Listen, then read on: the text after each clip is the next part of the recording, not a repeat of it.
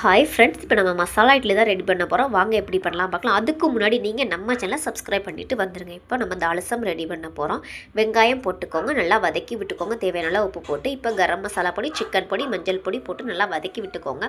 கொத்தமல்லி எல்லாம் கொஞ்சமாக போட்டுக்கோங்க. இஞ்சி பூண்டு பேஸ்ட் இதையும் போட்டு நல்லா வதக்கி விட்டுக்கோங்க. 2-3 மீடியம் சைஸ் உருளைக்கிழங்கு அவிச்சு இந்த மாதிரி நல்லா கலந்து எடுத்துக்கோங்க. இப்போ இது ரெடி ஆயிடுச்சு.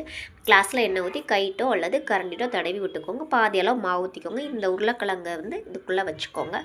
ஒரு கை வச்சுட்டே நீங்கள் மாவு ஊற்றுங்க, இல்லைனா கொஞ்சம் சேஃப் உங்களுக்கு மாறிடும். இப்போ நம்ம இட்லி பாத்திரத்தில் ஒன்றா வச்சு அவிச்சு எடுக்க போகிறோம். கரெக்டாக 20-25 மினிட்ஸ் அப்புறம் பார்த்திங்கன்னா இந்த மாதிரி உப்பி வரும். இது வெந்துருச்சுன்னு அர்த்தம். இதை அப்படியே எடுத்துக்கோங்க. நல்லா இந்த மாதிரி எடுத்து வச்சுக்கோங்க. இப்போ எண்ணெய் ஊற்றிக்கோங்க இன்னொரு இதில். அப்புறமா நம்ம சிக்கன் பொடி போட்டுக்கலாம். அப்படி இல்லைனா இட்லி பொடி கூட நீங்கள் சேர்த்துக்கலாம். நல்லா அந்த மாதிரி கிளறி விட்டுக்கோங்க. கைட்டே கிளறி விடுங்க. இதோட டேஸ்ட்டு செம்மையாக இருக்கும். ட்ரை பண்ணி பாருங்கள். லைக் பண்ணுங்கள், கமெண்ட் பண்ணுங்கள், சப்ஸ்கிரைப்